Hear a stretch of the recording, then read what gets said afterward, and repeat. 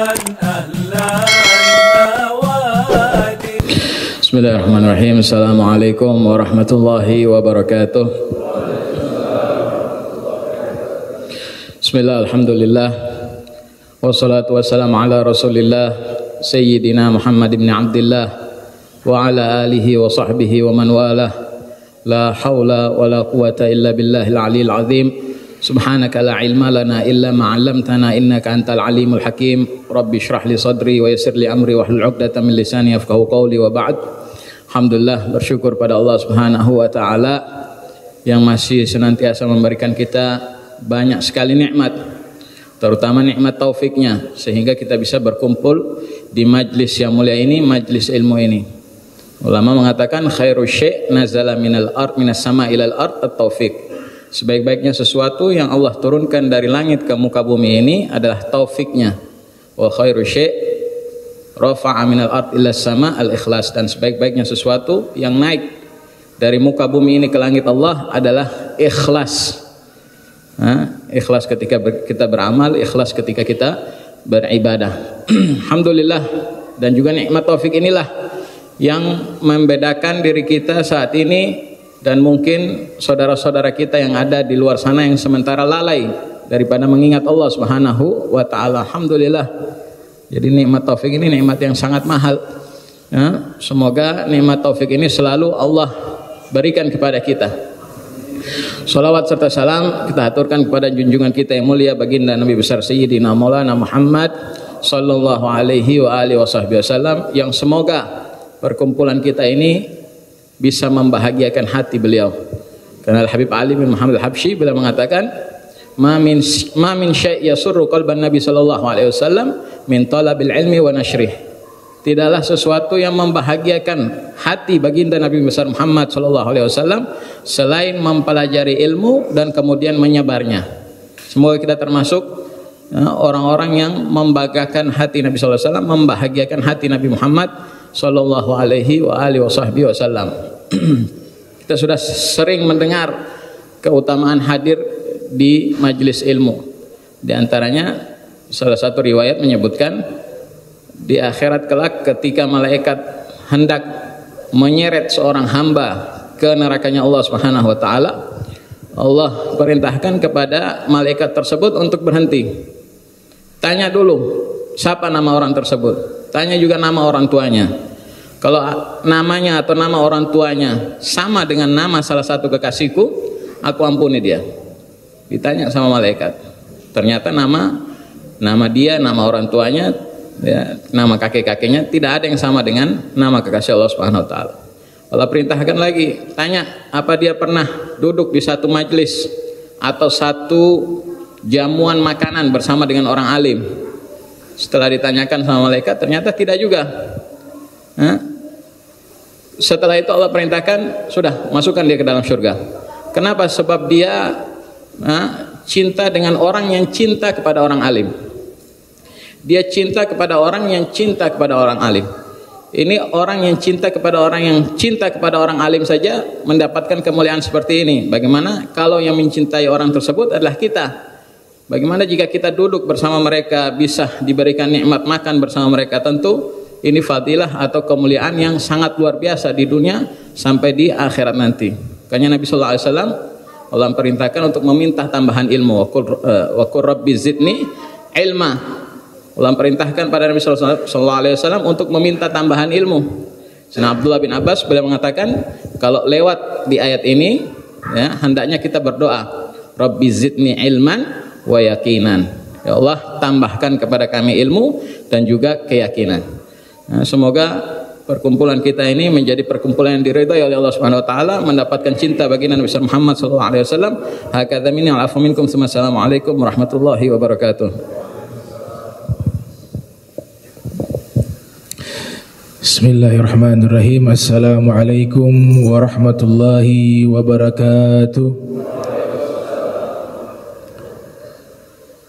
Alhamdulillah, nahmaduhu hamdan yaliku bi jamalih wa nasta'inuhu isti'anatan taliku bi kamalih ونستهديه هداية من أقر بعظمته وجلاله ونصلي ونسلم على سيدنا محمد وآله أما بعد سبحانك لا علم لنا إلا ما علمتنا إنك أنت العليم الحكيم ربي اشرح لي صدري ويسر لي أمري واحلل عقدة من لساني يفقه قولي وسدد لساني واهد قلبي بحق سيدنا محمد صلى الله عليه وآله وسلم يا من هو في علوه كائن يا من هو في الحميد يا من هو في مجد متين اللهم أكرمنا بنور الفهم وأخرجنا من ظلمات الوهم وارزقنا فهم النبيين وحفظ المرسلين وإلهام ملائكة المقربين ربنا زدنا علما وفهما وعقلا يا أكرم الأكرمين يا حق سيدنا محمد خاتم الأنبياء والمرسلين يا رحمن يا رحيم وصلى الله على سيدنا محمد وعلى آله وصحبه وبارك وسلم والحمد لله رب العالمين. Alhamdulillah, puji syukur kehadirat Allah, salawat dan salam senantiasa kita curahkan kepada junjungan mulia Nabi kita tercinta Sayyiduna wa Maulana Muhammad sallallahu alaihi wa alihi wa barak wasallam beserta segenap keluarga beliau, sahabatnya dan umatnya. Alhamdulillah, di malam hari ini kita kembali memulai kegiatan majlis ta'lim Darul Mawaddah,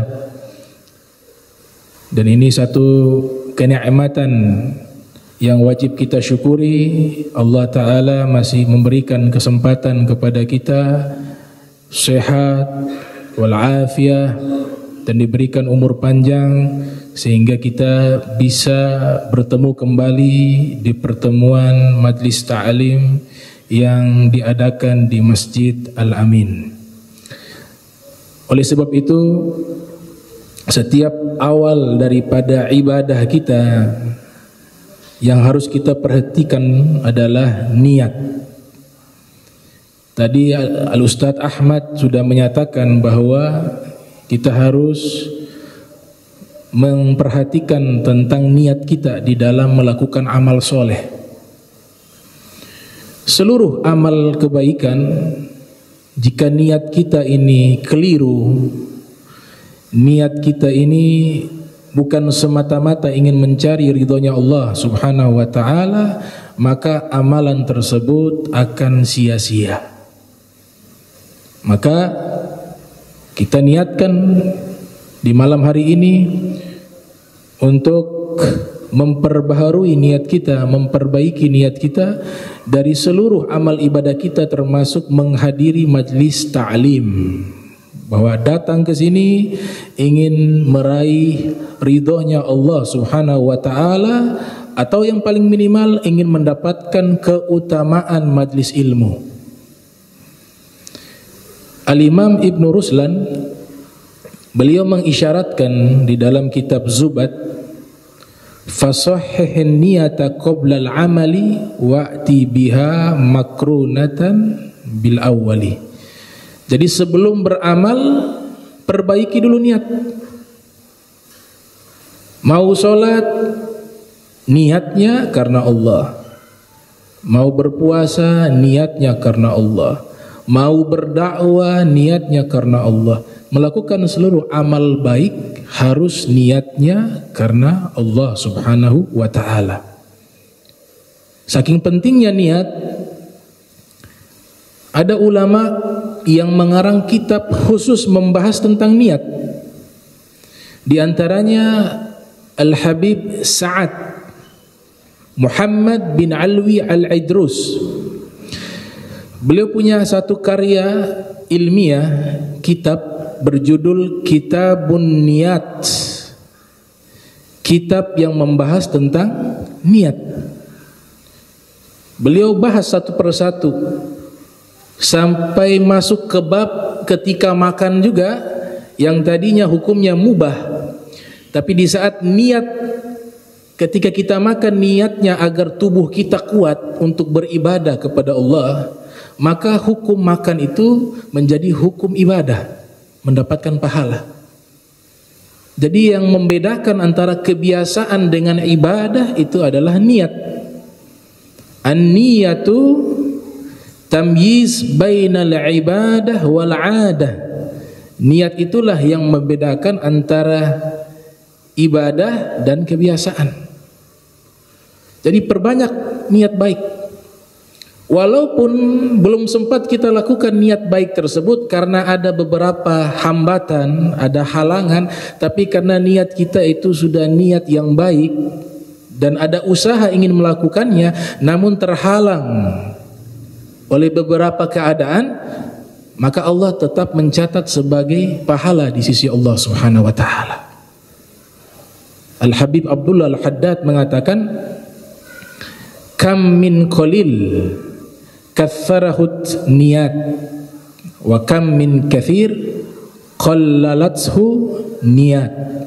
Berapa banyak amalan yang sedikit namun karena banyak niat baik di dalam amalan tersebut maka menjadi banyak pahalanya.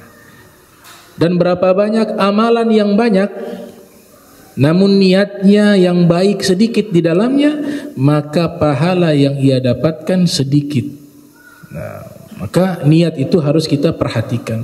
Fasahih niyata qabla al-amali wa'ti biha makrunatan bil awwali. Profesor Dr.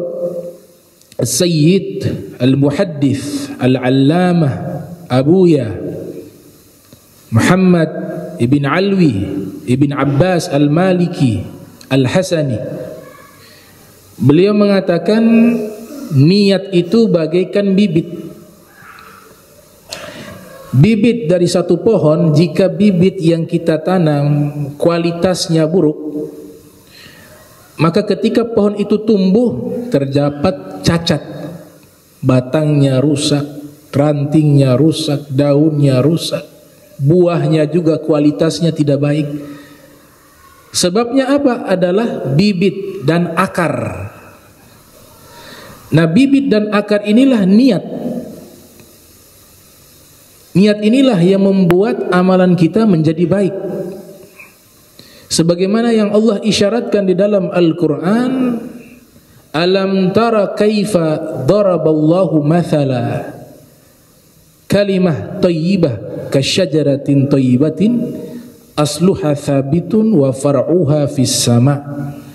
Tidaklah kalian melihat Allah Ta'ala memberikan perumpamaan, permisalan ucapan yang baik bagaikan pohon yang baik, akarnya kokoh, rantingnya terjulur ke langit. Nah, pohon yang baik ini bisa dia tumbuh dengan baik karena sebab akar yang baik, karena sebab bibit yang baik. Ketika akarnya baik, bibitnya baik, maka hasil yang akan dihasilkan oleh pohon juga baik. Kualitas buahnya baik, daunnya baik, batangnya baik, rantingnya baik, karena sebab akar dan bibitnya baik. Artinya ketika kita menanamkan dalam hati kita niat yang baik untuk melakukan amal apapun, amal soleh, maka pasti Allah Ta'ala akan memberikan manfaat. Pasti Allah Ta'ala akan membantu niat baik kita. In tansurullah yansurkum. Jika kalian ingin menolong Allah dengan membela agama Allah, pasti Allah akan menolong kalian. Kalimat yansurkum di sini adalah kepastian. In tansurullah yansurkum. Yansurullah maknanya yansurullah, Allah akan menolong kalian, kepastian, jika dengan syarat niat yang baik. Sehingga setiap ayat di dalam Al-Quran ketika Allah membahas tentang niat, itu kaitannya dengan ikhlas. Wa ma umiru illa liya'budullaha mukhlizina lahuddina hunafa wa yuqimus salata wa yutuz zakata wa dzalika dinul qayyimah. Allah perintahkan kita ibadah harus memurnikan niat semata-mata ingin mencari ridhonya Allah Subhanahu wa ta'ala. La yanalallaha luhumuha wala dima'uha walakin yanaluhu at-taqwa minkum. Bahkan ketika Allah ilustrasikan ibadah kurban, Allah nyatakan daging dan darahnya ketika kita berkurban, Allah tidak meraih hasil apapun dari itu. Allah tidak memperoleh apapun dari daging yang kita kurbankan. Tapi yang Allah peroleh, yang Allah terima adalah takwa dari kalian. Al-Imam Ibnu Abbas ketika menafsirkan ayat tersebut, makna takwa adalah niat kalian yang Allah terima. Hadis yang populer menjelaskan juga tentang niat. Innamal a'malu binniyat. Seluruh amalan kita tergantung daripada niat. Al-Imam An-Nawawi yang lahir 631 Hijriah, wafat 676 Hijriah, dalam syarah Muslim ketika menjelaskan makna hadis tersebut, beliau mengatakan la tasihhul a'malu syar'iyyatu illa binniyat. Seluruh amal ibadah jika tidak dimasukkan niat di dalamnya maka tidak sah. Itu pernyataan Imam Nawawi. La tasihhu al-a'malu asy-syar'iyyatu illa binniyat. Tidak sah amalan syariat, amal ibadah terkecuali dengan niat. Di dalam Al-Qur'anul Karim Allah Subhanahu wa taala juga menyatakan wa may yakhruj min baitihi muhajiran ilallahi wa rasulihi thumma yudrikhul maut faqad waqa'a ajruhu 'ala Allah. Siapa yang keluar dari rumahnya berhijrah tujuannya ingin mencari ridhonya Allah dan Rasulnya, maka di saat dia keluar, baik itu menuntut ilmu, menghadiri majlis ilmu, atau menghadiri solat berjamaah di masjid, atau seluruh amal kebaikan, namun kematian menyusulnya di tengah jalan, faqad waqa'a ajruhu 'ala Allah, maka sungguh dia mendapatkan ganjaran pahala di sisi Allah Subhanahu wa taala. Karena sebab apa? Karena sebab niat ilallahi wa rasulihi. Niatnya Allah wa Rasul. Al-Imam Asy-Syafi'i yang lahir tahun 150 Hijriah, wafat 204 Hijriah, beliau mengatakan hadis tentang niat itu, beliau nyatakan yadkhulu hadzal haditsu fi 70 baban minal fiqhi. Hadis yang ketika Nabi mengatakan seluruh amalan tergantung dengan niat, hadis ini dia masuk kepada 70 bab fikih. Hadis tersebut masuk di dalam pembahasan para fuqaha, 70 pembahasan fikih. Beliau juga mengatakan yadkhulu fi hadzal hadithi thuluthul ilm. Hadis tentang niat masuk kepada sepertiga ilmu agama Islam. Tentang niat masuk kepada sepertiga ilmu agama Islam. Sehingga para ulama terdahulu mereka melakukan apapun itu selalu yang diperhatikan niat terlebih dahulu. Niat. Imam Malik bin Anas yang lahir tahun 93 Hijriah, wafat 179 Hijriah, diceritakan di dalam kitab Nurul Absar fi Manaqibi Ali Mukhtar. Imam Malik menyusun satu kitab hadis namanya kitab Al-Muwatta, tercatat sebagai kitab hadis pertama yang dibukukan, yang dikodifikasi. Beliau mengumpulkan hadis Rasulullah sallallahu alaihi wasallam selama 40 tahun. 40 tahun habis menghabiskan waktu untuk mengumpulkan hadis-hadis Nabi Muhammad sallallahu alaihi wasallam. Ketika sudah terkumpul hadis-hadis tersebut, beliau sendiri menyatakan, "Sannaftu hadzal kitab fa aradtuhu ala 70 faqihan min fuqaha'il Madinah fa kulluhum wata'uni ay wafaquni fa sammaituhu al-Muwatta." Ketika saya telah menyusun kitab tersebut, saya presentasikan di hadapan 70 ulama pakar hukum Islam yang ada di kota Madinah.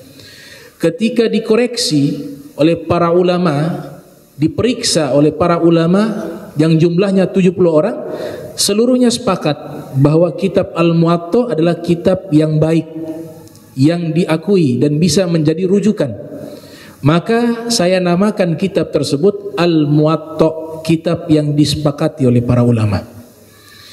Selesai kitab tersebut dikaji dan dinilai oleh 70 ulama ahli fikih yang ada di kota Madinah, maka Imam Malik mengambil kitabnya beliau yang sudah susah payah beliau kumpulkan hadis Rasul selama 40 tahun.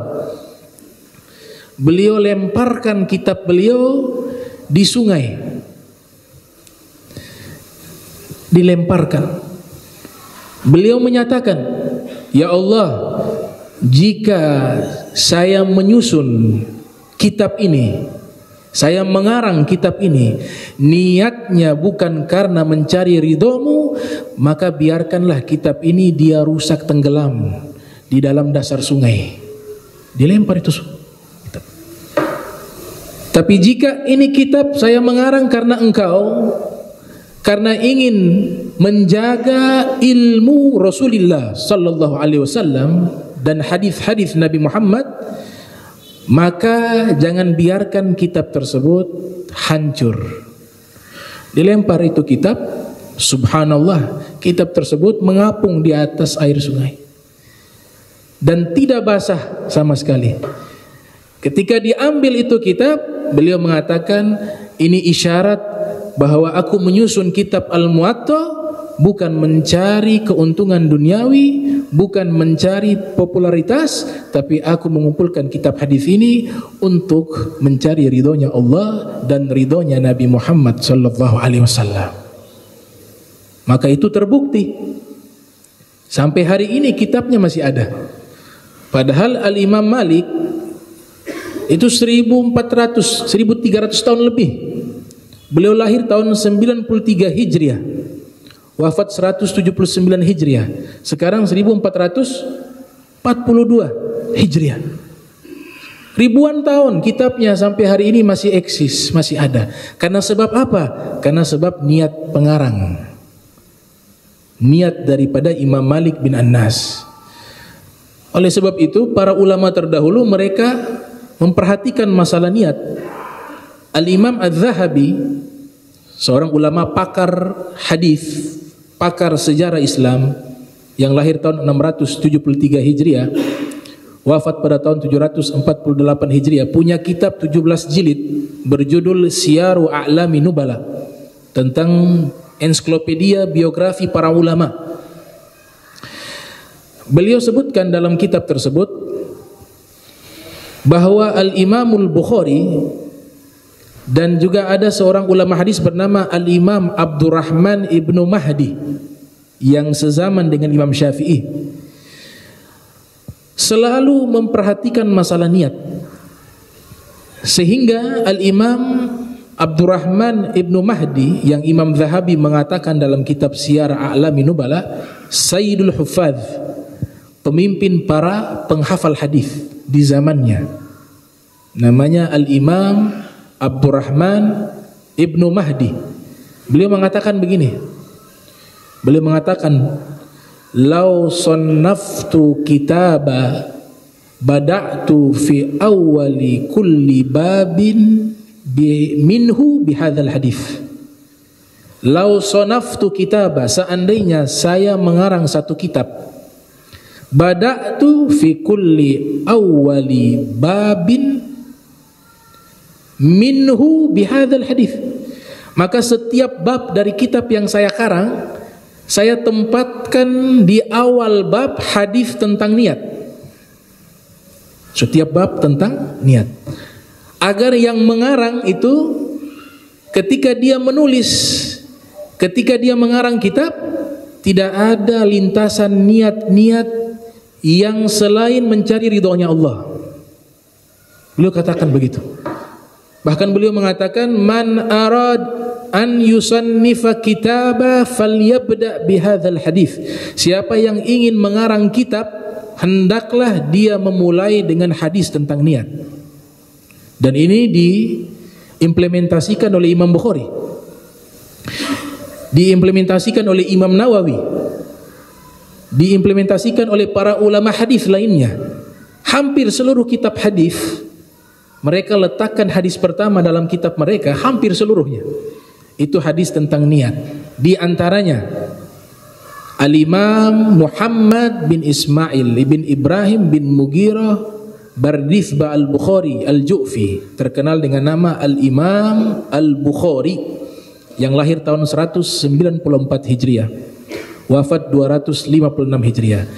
Di kitab Sahihul Bukhari, hadis pertama yang beliau tempatkan hadis tentang niat. Innamal a'malu binniyat. Kenapa Imam Bukhari menempatkan hadis tentang niat di awal kitab beliau? Dijelaskan oleh seorang ulama mufakkir Islam terbesar di zaman modern, bernama Al-Imam Abu Hasan An-Nadwi Al-Hindi, berasal dari negeri India. Al-Imam Abu Hasan An-Nadwi punya kitab namanya An-Nasaih wa Taujihat Lisyababil Muslim.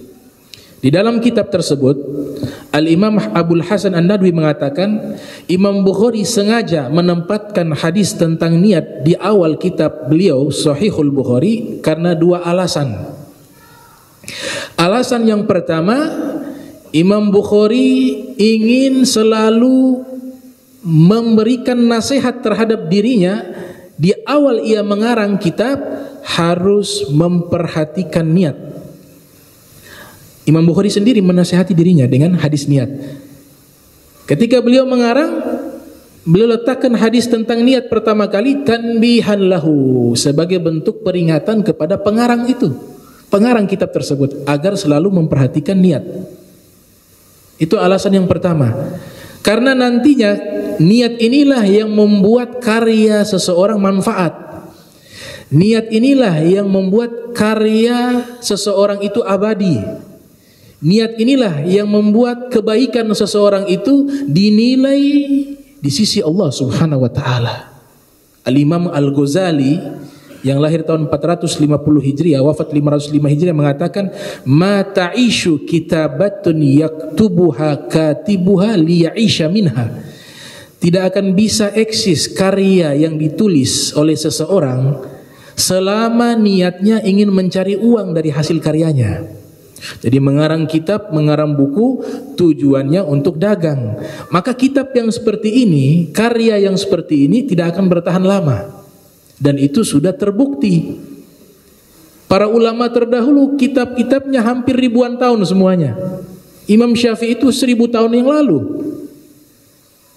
Imam Bukhari 1000 tahun yang lalu. Imam Muslim 1000 tahun yang lalu. Tapi kitab-kitabnya tersebar di penjuru dunia. Kitab-kitabnya memberikan manfaat. Kenapa demikian? Karena niatnya baik. Itu. Maka itu yang diperhatikan oleh Imam Bukhari.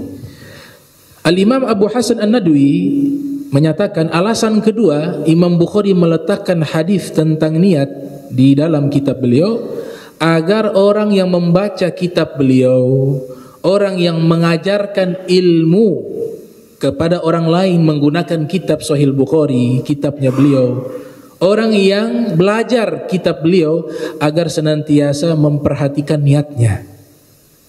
Belajar ilmu agama, belajar hadis Nabi untuk apa? Yang membaca untuk apa dia baca? Apakah dia hanya sekedar baca atau enggak dia niatnya membaca, memahami, mengamalkan dan seterusnya. Inilah dua alasan Imam Bukhari meletakkan hadis tentang niat. Namun pemahaman hadis tidak boleh kita otodidak. Harus ada guru yang menjelaskan isi hadis tersebut. Paling minimalnya kitab-kitab syuruh, kitab-kitab tentang komentar-komentar hadis. Seperti kalau kitab Sahih Bukhari, ada kitab komentar tentang Sahih Bukhari berjudul Fathul Bari, karya Al-Imam Ahmad ibn Ali ibnu Hajar Al-Asqalani yang lahir tahun 773 Hijriah, wafat 852 Hijriah, dengan judul Fathul Bari ala Syarhi Sahihul Bukhari. Nah, ini sekilas tentang niat. Nah, niat yang Allah terima di dalam melakukan amal ibadah, Allah sebutkan di dalam Al-Quran satu kali namanya ikhlas dengan nama surat Al-Ikhlas. Ikhlas inilah yang menjelaskan makna niat yang baik seseorang.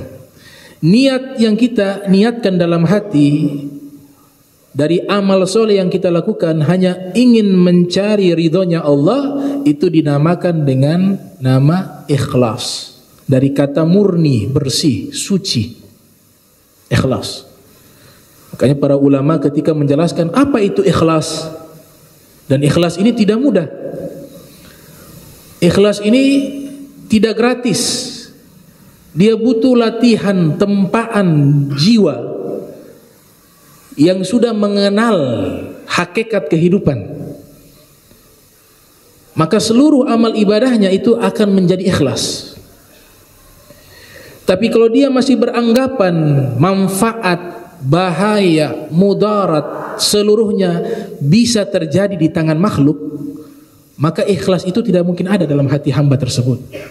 Tapi kalau dia yakini segala sesuatu semuanya adalah sumbernya dari Allah, yang memberikan manfaat Allah, an-nafi', yang bisa memberikan bencana Allah, yang bisa memberikan pahala Allah. Ini keyakinan jika tertanam dalam hati akan menumbuhkan keikhlasan kepada Allah Subhanahu wa taala.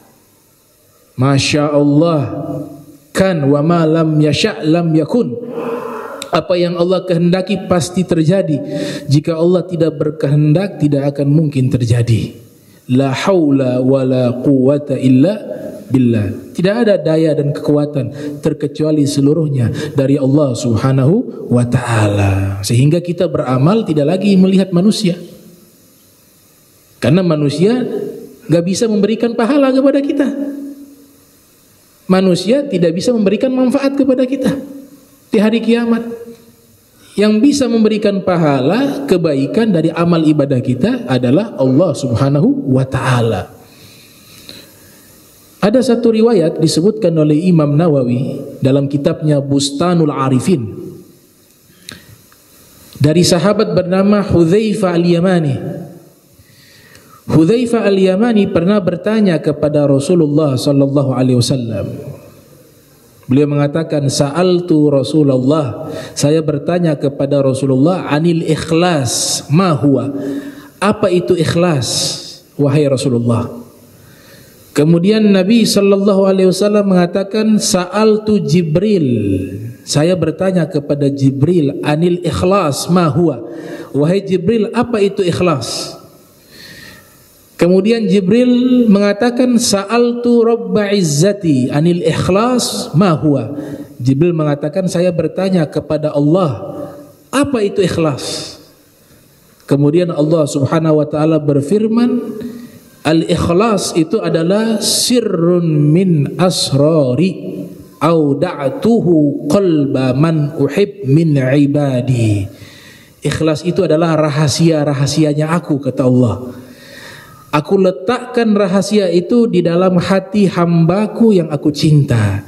Artinya ketika kita melakukan amal soleh, amal baik, murni niatnya untuk Allah, kita sudah mendapatkan satu ilmu sir dari Allah Subhanahu wa ta'ala, dan Allah pilih kita sebagai hamba-hambanya yang dicintai oleh Allah Subhanahu wa ta'ala.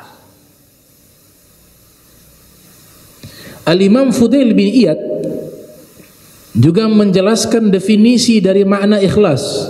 Beliau lahir tahun 107 Hijriah, wafat 187 Hijriah. Salah satu gurunya Imam Syafi'i.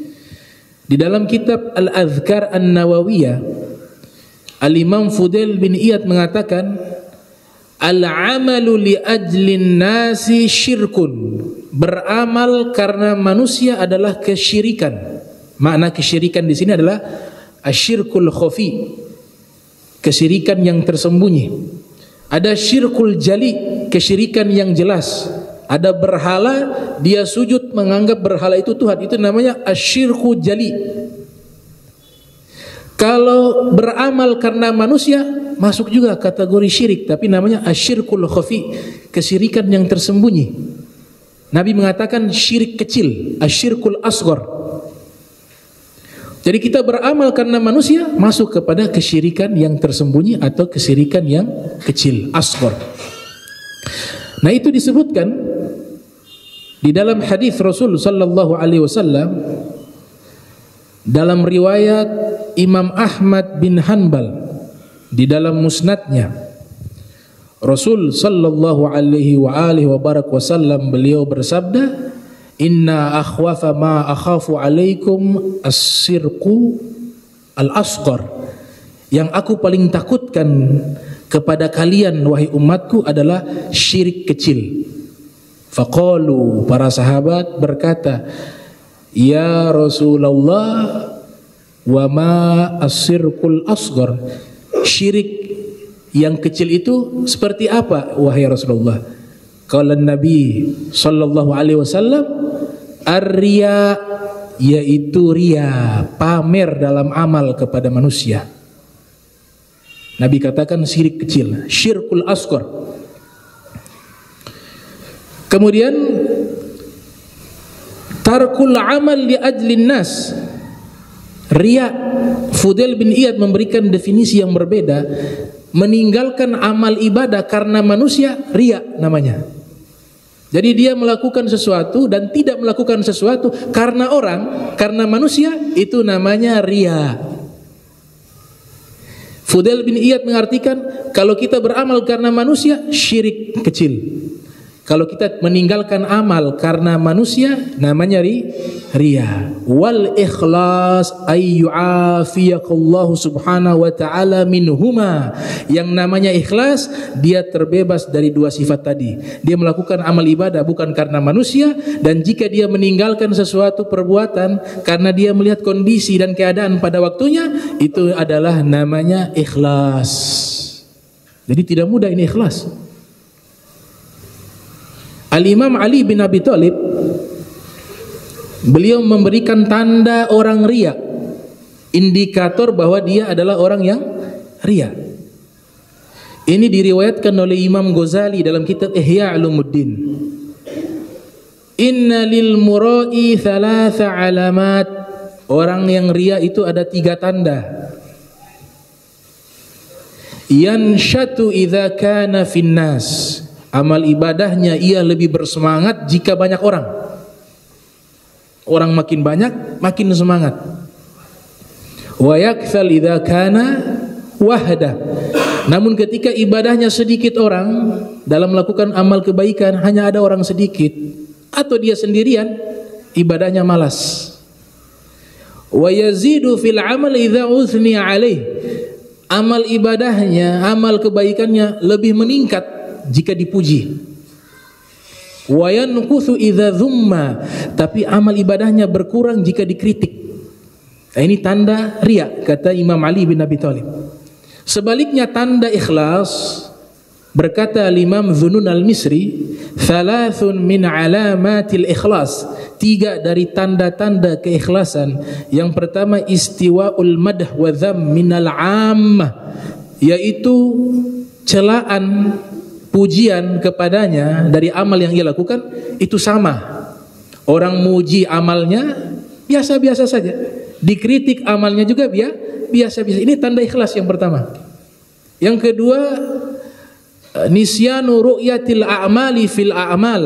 Yang kedua, seluruh amal kebaikan yang ia lakukan dia cepat lupakan. Dia lupakan waktu itu. Itu ikhlas. Yang ketiga, iqtida'u thawabil amalil fil akhirah. Yang dia lakukan hanya semata-mata mencari ganjaran pahala di sisi Allah Subhanahu wa taala.